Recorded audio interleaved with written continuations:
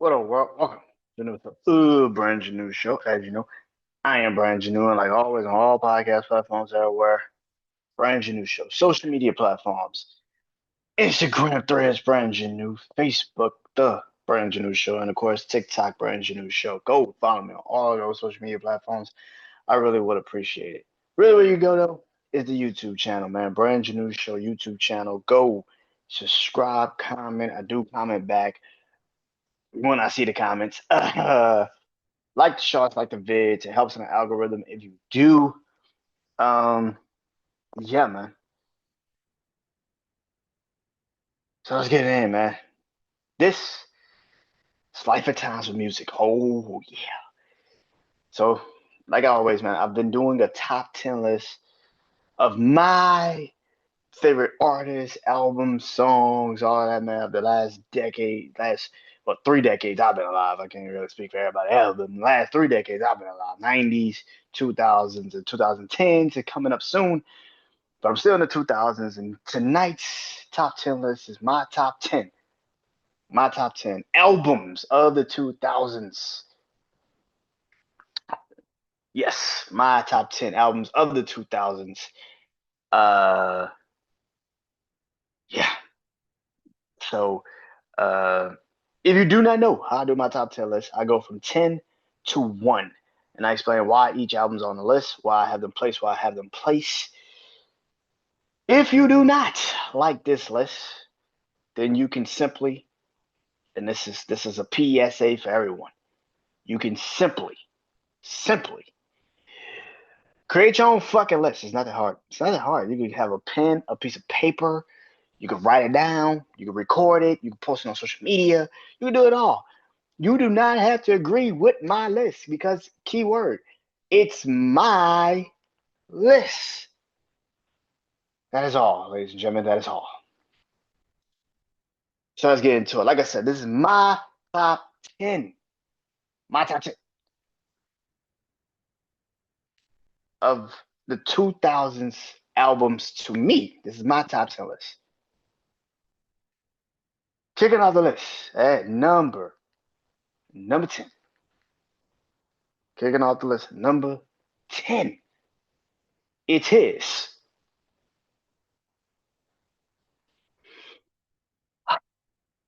It is.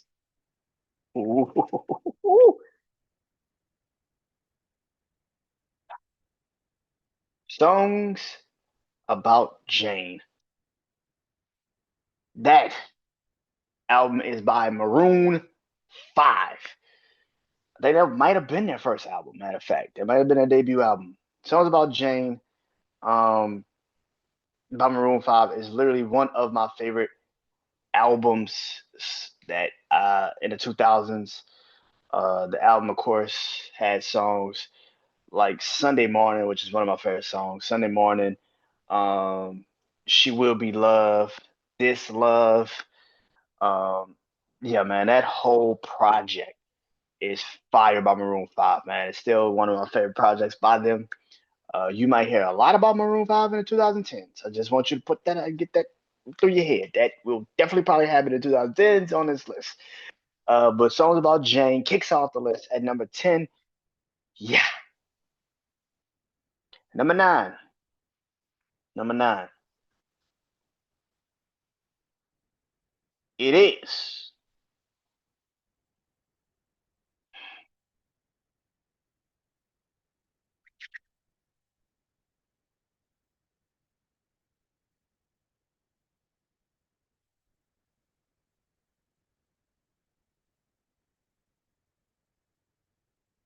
American Idiot by the Green Day.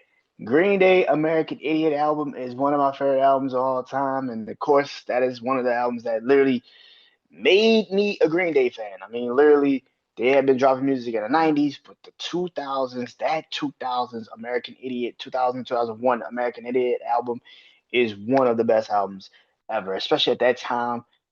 If we were to tell people in 2001 the country would be a little bit shaky with George Bush as president, you would probably be like, man, it couldn't get no worse.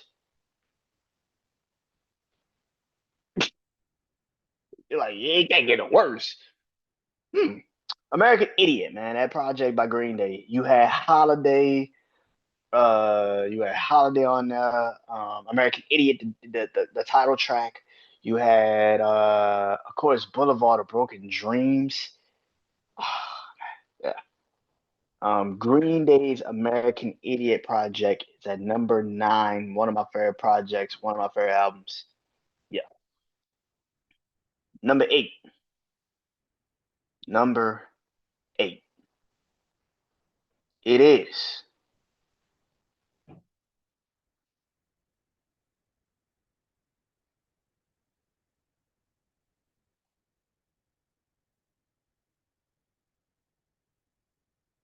Chris Brown. Clearly, Chris Brown. Chris Brown's album, Chris Brown's first album is still legendary, bro. That shit is still legend motherfucking dairy, bro. Like I've said numerous times when I've talked about Chris Brown, man, his first album is still one of the best albums he's probably ever put out. I mean, not saying no, not saying his last couple of albums weren't fire. I'm not saying like he hasn't dropped better music in the 2010s. But his first album, man, Lord have mercy, the hits on that first album is fucking crazy. Like you had Poppin', you had Give Me That, you had Run It, you had Say Goodbye, you had shit, bro. You got some fucking bangers on that fucking album, man. Uh Excuse Me, Miss. Like, bro, his first album is literally one of his greatest albums that he's ever put out. Like that damn first album is still to this day one of the best albums that he's ever put out. And like I said, he's put out better music since then. I mean, the Fame album is still one of my favorite projects he's ever done. The Fame is one of my favorite projects he's ever done. I actually even like Exclusive. Exclusive was fire, bro. Like, but like even what's that damn album? X. That album was fire. Like, bro, but yeah, man. Chris Brown's first album, bro, man, still to this day, is still one of the best albums he's ever put out, bro. Number seven. Number seven. It is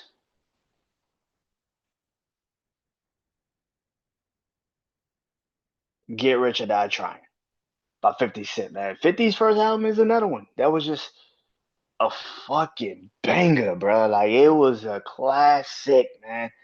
Um, yeah, 50 Cent's first album is still one of probably regarded as one of the greatest debut albums of hip, not just in like I've said numerous times when I talk about this album, not just in hip hop history. It might be one of the greatest rap albums of all time. Like it might be one of the greatest debut albums in music history. The hype surrounding it, the hype surrounding him. Yo, Good Rich or Die Trying is probably one of the greatest albums that probably ever came out in the 2000s, especially just in hip hop in general. The hype, his mixtape allure, and then that album dropped, and it was just like bombs away, bro. Like it was just bombs away, bro. All on that project, man. 50 Cent had 21 Questions, In the Club, Mini Men, uh, What's Up Gangster, Pimpin', PIEP. Like, bro, you had so many fucking hits. Oh man, what the song? Patiently Waiting with him and Eminem. You had shit. What the fuck is that song? It's one of my favorite songs the dude's ever done. Him, 50, and Lloyd Banks. I can't remember the name now, which is fucking crazy to say. I can't remember that name now of that song, man. But Don't Push Me with him, M, and Lloyd. If y'all never heard Don't Push Me with 50, Lloyd Banks, and Eminem, I don't know what to tell you. I don't know what to tell you, bro. I don't know what to tell you. I get high all the times. I'm on that good shit. Ooh, fucking album, bro. That album legendary, bro. Give it to Dash Ryan is legend fucking Gary, bro. Yeah, man. Yeah, man. It's at number seven, man, on my list. At number six.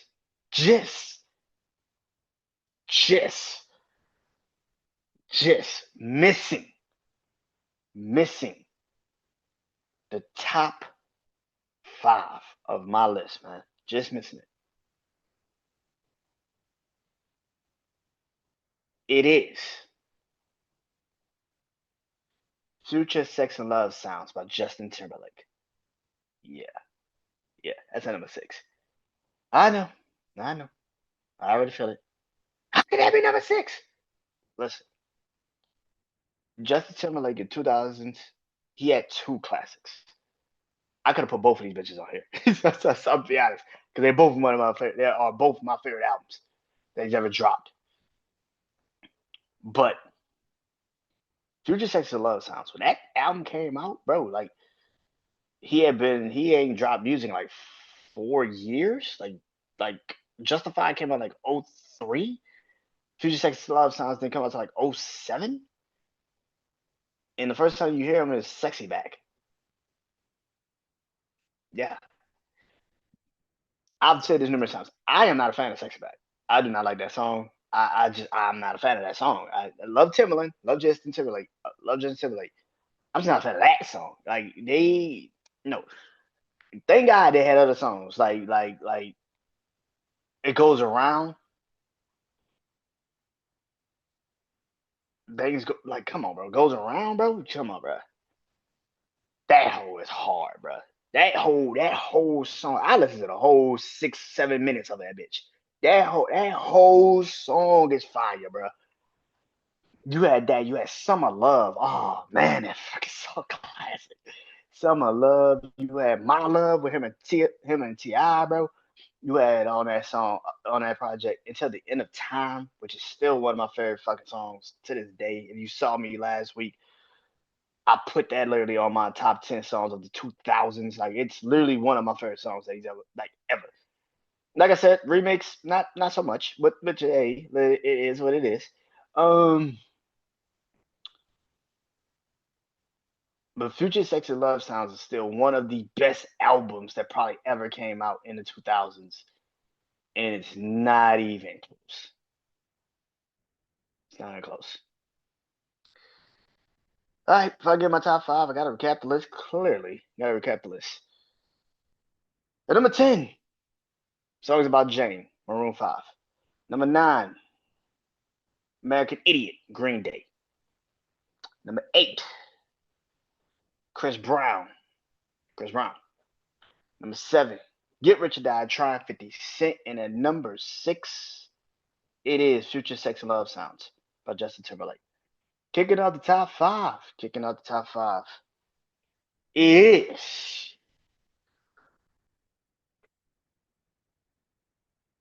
it is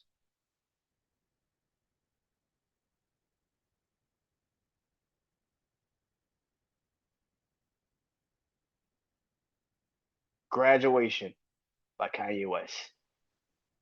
Okay, 4 and 5 is one of the hardest ones for me. 4 and 5, because I can literally place either one at 4 and 5, and I would be like, yeah, that makes sense. The reason why though I have Graduation at number 5 is because I wasn't a huge Kanye fan, man, when I was a kid. I wasn't. I love his songs. I love this project. I love his songs. I wasn't like a huge let me go get the albums type of guy. Like when he dropped music, I listened, but I wasn't a huge Kanye fan.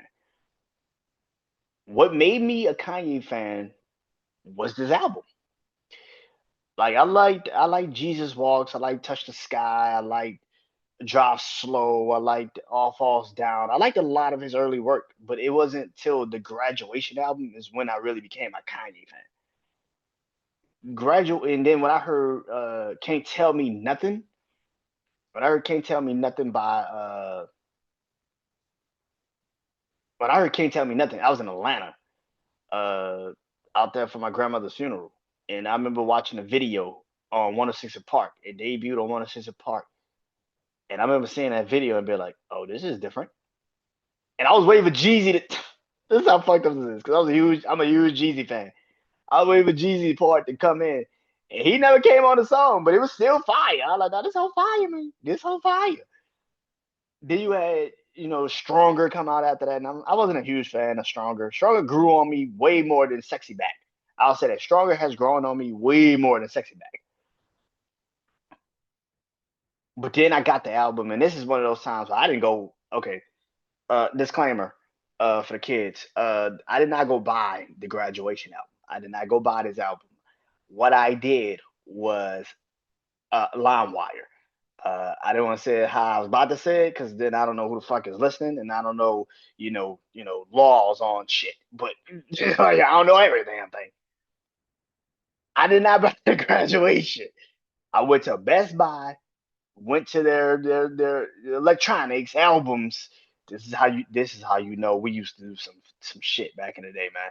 I went to electronics albums particularly. Went to the hip hop section, got the graduation album, looked at the track list, and then I literally downloaded the album. Downloaded the album. No, don't judge me when this shit comes out. Don't judge me. Fuck you. Don't judge me. Don't judge me. I downloaded the album off off a LimeWire and got the track list, downloaded the album, and when I played it, it was just like, yeah, this shit hit. This shit different. This shit hit. Good morning. Taking Jay Z's The Ruler back, putting that at the beginning of that project, man. That shit was fire. Champion. Didn't win it to Stronger. Man, bro. Yeah, man. Yeah, man. Yeah, man. I wonder. Barry Bonds with him and Wayne, bro. Like Big Brother is one of my favorite songs by Kanye. Homecoming with him and Chris Martin. Bro, don't start that shit with me, bro. Don't start that shit with me, bro. Good Life for him and T Pain. Those three at that time, Wayne, Kanye, and T Pain, you could not find a better three artists to put on songs at that time. You couldn't find any those three at that time. You couldn't find three better artists to have at that time. Kanye producing it, T Pain on the hook, or Wayne on the hook and rapping. You couldn't find a better three artists. You couldn't find better three artists. But Graduation was the first album that I physically said I fuck with Kanye. Like I was like, nah, this dude different. I loved his music. I just wasn't a huge Kanye fan like that. Graduation, that was the shit. And I had to be like, nah, this shit hard, bro. This shit hard. Number four, it's the Carter Three for me. The Carter Three is at number four. Little Wayne, Carter Three.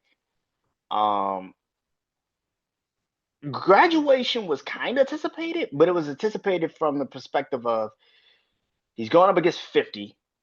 The Curtis album was dropping, Graduation was dropping. They both were dropping albums on the same day. The marketing around it was all about trying to get both of those dudes pushed, but Kanye particularly. The Carter Three was anticipated for like at least shit 2-3 years. Carter Three was anticipated for like a good 2-3 years. Like the Carter Three was anticipated, bro. Lil Wayne had pushed it back so many times. I remember when the Carter Two had dropped, and then Wayne went on that mixtape Wheezy run, and then the feature run, and it was just like there was nobody touching Wayne at this perspective at this time, bro. Nobody was touching Wayne, and this how crazy this shit was. That album got leaked like three fucking times. Like his album was done like 2 or 3 times, and they leaked it every fucking time. That's how we knew a Millie was hot. Like a Millie got leaked in like '06. The album didn't come out to like '08. This is like a Millie got leaked in like '06. Like late '06, early '07. Like a Millie was the shit then. And then it came out in '08. And it was still a fucking banger. Three Pete Got Money with T Pain in him. I felt like it could have been a better song. I felt like it could have been a better song when that song came out, but I'm still like, this shit still fits the project. Who cares? Comfortable with him and Babyface. Who does a feature with Babyface at that time? Like that was so out the what the we was like, what the fuck? Man, he got Babyface, bro. That boy Wayne on another level. Like comfortable with him and Babyface, Mrs. Officer. Come on, man. Do we need to explain that song to anyone? Lollipop popped, man. That when that first song came out, like it was like this is the first single for the Carter Three, but he understood something. He understood what it was, and that was really the last song that Static Major actually made while he was alive. That's crazy, bro. That's nuts. That's his. That's his legacy right there, man. Sadie Major had other songs, other game changing music, but that's one of his last songs he ever did alive. That's amazing. That's massive, man. Nothing on me with him, Fab and Jewels. Like, what else is on that fucking project, bro? That motherfucker had songs on that project. Mr. Carter. I want to miss Mr. Carter with him and Hove. Like, bruh, come on, man. Like, goddamn, man. Yeah, man. Yeah, man. Carter 3 is solidified as probably one of the greatest. Like I said, anticipation is one thing. The fact that it lived up to the anticipation is a whole nother animal. The Carter 3 is one of them albums that you phone home, Dr. Carter. Yeah, man. Yeah, man. Yeah, man. Let the beat build. Oh my god, bro. Carter 3 is that shit, bro. Carter 3 is that shit, bro. And that's at number 4 for me.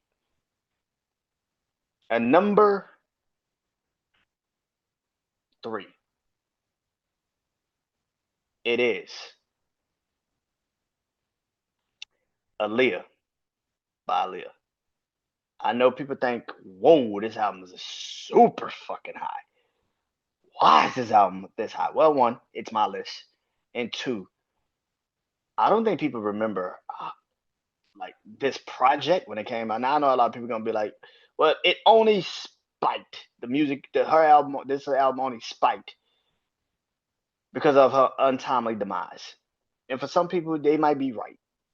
But for me, in 2001, my sister was playing this album every fucking day. When this album came out, my sister had this album and was playing it every fucking day. So I was listening to this album before she passed away. I remember when Rock the Boat came out. I remember when, you know, we need a resolution. And I remember when Care for You, you know, finally took off. Missing You came out. Like, bro, she had bangers on this project, bro. Like, fucking bangers on this project, bro. I think even Steady Major is on this project. Like, Aaliyah had hits on this project, man. So I have to put Aaliyah higher because again, like this was her last album before she passed away, and I think it's still one of the best projects, best R&B bodies of work I've heard in some years. Still to this day, I still consider it as probably one of the best R&B albums that I've heard in 31 years. So yeah, number 2, Confessions by Usher. You knew it was coming. You knew it was coming. Confessions by Usher is number 2, man. Usher's Confessions album is probably considered probably one of the greatest R&B albums, probably one of the greatest albums in the 2000s. Probably, man. Do I have to run down a list of the songs that's on this project? I mean, literally, yeah, which was just took off as a massive fucking hit. Um, Burn was another massive fucking hit. I mean, Caught Up, uh, Caught Up. What else? What else came out? Superstar. Um, Throwback with him and Jadakiss. Like, bro, this fucking project is fucking bangers, my nigga. Like, Lord have mercy. Confessions Part Two. Like, Confessions Part Two. Like, bro, like this whole project, bro, is just a solid. It's a time capsule. It really is. You know, it's crazy. That the album is a time capsule. When you actually think about it, it's an actual time capsule of where music was at that time. Oh four to a lot of people might be the greatest musical year in a sense because a lot of music was dropping around that time. But oh four, Confessions came out, industry got shut down. Shut the fuck down. And that boy was reaping the benefits. So Confessions is at number 2. And yeah, but at number one,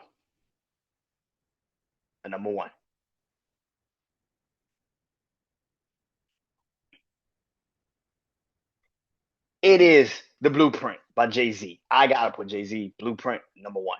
Some people say it's a Black Album. For me, it's Blueprint. There is no project that I've heard in hip hop since this project. I mean, I've heard some music, man, some great music. You know, Good Kid, Mad City, 2014 Forest Hills Drive, Nothing Was the Same by Drake. You know, all of these projects, man. Carter 3 by Wayne, Graduation by Kanye, you know, all these projects, man. This is probably still to me one of the greatest rap albums to ever drop. Um, I was 7 when this album came out. I was 7 when this album came out. And I remember the anticipation for it. And he dropped this on, I think, 9/11. Probably not the best time to drop a project ever. But you had the ruler back, like I said on graduation. The ruler back. Got it from this project. It was the opening track. One of the greatest rap disses of all time. Yeah, I said that shit. The takeover is track 2 on this fucking project, bro. Like Ace to the Izzo. Yeah. Song Cry. Yeah. Renegade with him and Eminem. Yeah. Uh Girls, Girls, Girls. Never Change. You Don't Know. Heart of the City. Bro, this fucking project is fucking stacked, bro. You listen to this album and you be like, damn, I can't turn this shit off. This shit is fucking stacked. Um, yeah, man, this whole project is fucking goated, bro. The Blueprint is to me is the greatest rap album ever dropped. I know people say it's you know Get Rich or Die Trying, it's Graduation, it's Carter, it's Marshall Mathers LP, it's you know you know Ready to Die, it's Me Against the World, it's you know it's so many albums that have come out and dropped over the last you know however many 50 something years. But I'm 31, bro. And if you had to ask me, gun in my head, like what is the greatest rap album? I'm probably gonna say the Blueprint. Like I'm probably gonna say the Blueprint, probably first. You know, because that's just an album I've grown up with. I grew up with this album. Like I said, I was 7 when this album came out. I'm 31, bro. Like the Blueprint is to me the greatest album that I've ever heard in the 2000s, especially in hip hop. One of the greatest albums, man. That's my number one. So let me grab the list. At number one, The Blueprint, Jay Z. Number two, Confessions, Usher. Number three, Aaliyah by Aaliyah. Number four, The Carter Four. Number five, Graduation, Kanye West. Number six, Future Sex and Love Sounds, Justin Timberlake. Number seven, Get Rich or Die Trying. Number eight, Chris Brown by Chris Brown. Number nine, American Idiot, Green Day. And number 10, Songs About Jane, Maroon 5. That's it. That's the list. That's all. Next week. Next week. It is the last list of the 2000s. And that is my top 10 artists of the 2000s. Ooh, shit. It's going to get interesting. Oh, that list gonna be. Oh, I can feel people on social media right now. This should be on the list. Bitch, I don't give a fuck about your opinion. Oh, it's my list. Anyway, that is it. Go listen to these artists. Go listen to these albums and see if I got it right. I know people gonna be up in arms about where I put Aaliyah's album, but to me, that album should be in the top 10.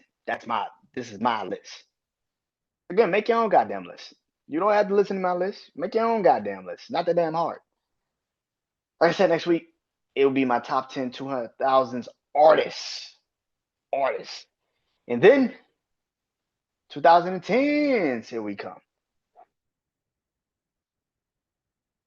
I might actually start that next month. I might have to take a minute with that one. Take a minute with that one. I don't know. We might see. We might see. But that is my top 10 list. And that is all. I'll talk to y'all guys next week. This is Lifetime's Music. I'm the host, BrandonJaneau. BrandonJaneauShow on all podcast platforms everywhere. Peace.